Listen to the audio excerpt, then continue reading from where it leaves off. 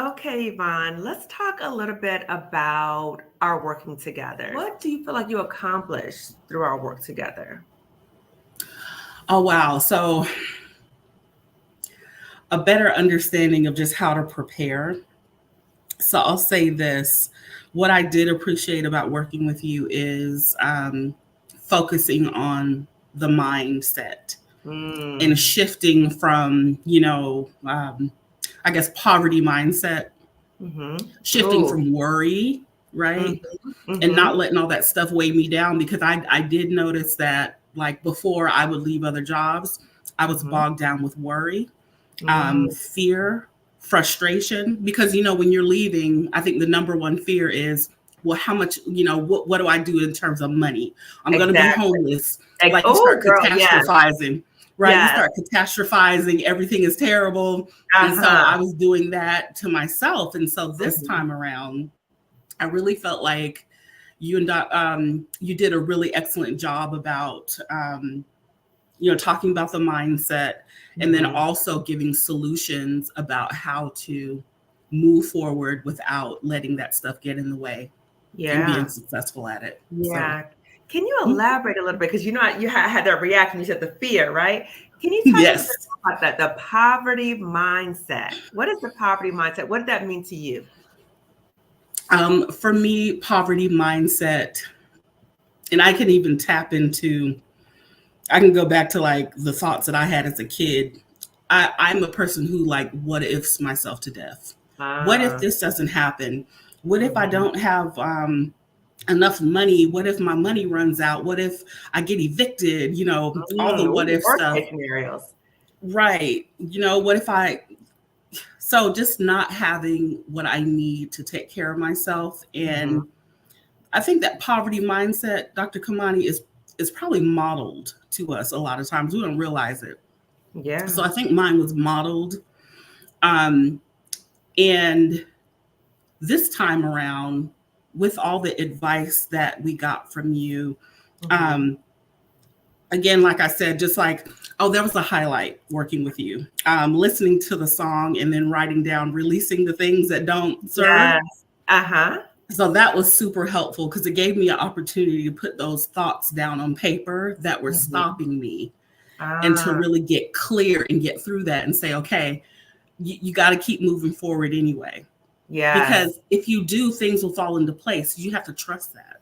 Yeah, and So, the biggest part sometimes we're the biggest obstacle, and the biggest obstacle are our fears, that poverty mindset, the worst case yeah. scenario. But when we Hmm. confront our fears and walk through it, knowing the fear is going to be there, but how do you Yeah. walk through it? So, can you Right. share a little bit about what is your life like now? What does your life look Oh, like compared to where it was before? so now things are good. Um, Everything that I feared did not happen. Oh, And okay. as a matter of fact, abundance just rained down on me actually. So I mean I had more than enough like when I left. I'm not in any particular trouble financially. Bills Okay. still taken care of. Everything that I need, I still have it. I'm still looking for a job. I decided that after I left, I would take time. That's another Good. thing I changed too. Before, when I had my previous toxic jobs, I would hop Mm-hmm. into the other one Mm-hmm. because I was so afraid that poverty mindset. I was so Mm-hmm. afraid to not have enough that I was like, Mm-hmm. I got to get a job now, Dr. Kamani. And I was Mm-hmm. also listening to thoughts from family, friends, other people talking to me. You And got to project do the this. People fears. can't, yes, projecting their fears. And so Yeah. I said, this time I'm going to take time off. I'm going to intentionally take time off and I'm going to care for myself the way I Mm. would a child, Yes. a Someone who's child that's gone through gone. something difficult, right? Yes. Yeah. And Yeah. why not? Right. And so I was like, all right. So, I would do things like go get massages. Mhm. I got I'm not really a big manicure pedicure person, but Uh-huh. I got a couple of manicures and pedicures. Okay. And I was like, Okay. okay. I and one thing I had to get over too was the guilt Mhm. for sleeping too much. Ooh, the guilt for sleeping. Your Wow. body has just gone through something traumatic. You got to Exactly. I give was it just about time. to say that. Yes. We need rest So, to heal. yes. So sleeping, and I kind of still get stuck in that, but it's getting better. Good. Good. So, but yeah, I've been away for about 4 months.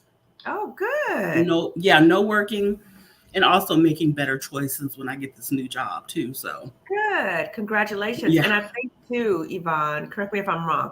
Sometimes when we jump from one situation to the next, we're less aware of the toxic red flags of the next job. So then we jump into another toxic job. And you're like, how did I end up in another one? Right?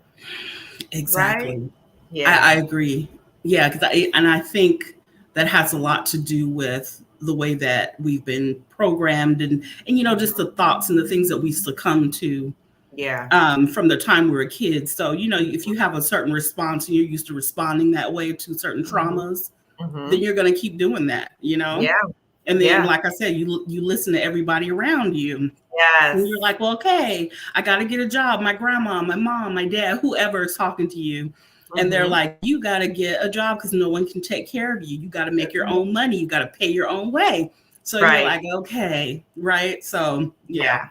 Yeah. Yeah. And what would you say to a Black woman who's watching us right now and she is hating her job? She's dreading it. She's crying on her way to work.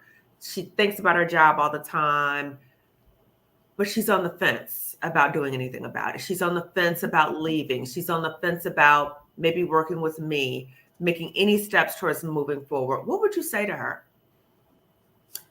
I would say first, take stock in what is happening right now at this very Mm, moment mm, and ask yourself, is my health more important? Is my yeah, mental health, my physical health, is that mm, more important than anything right now? Yeah, because mm, if I don't take care of it, I won't be able to move forward and make any other decisions, right? exactly. So you'll Exactly. be paralyzed, okay? And so the experience with working with you with all the resources and the information and all the good things that I've gathered and I've actually been able to put into practice, I would Mhm. say invest in yourself the same Mm, way you go to the gym or wherever you okay. invest in yourself, go to Starbucks or whatever you think is investing in yourself. Well, Mhm. do that.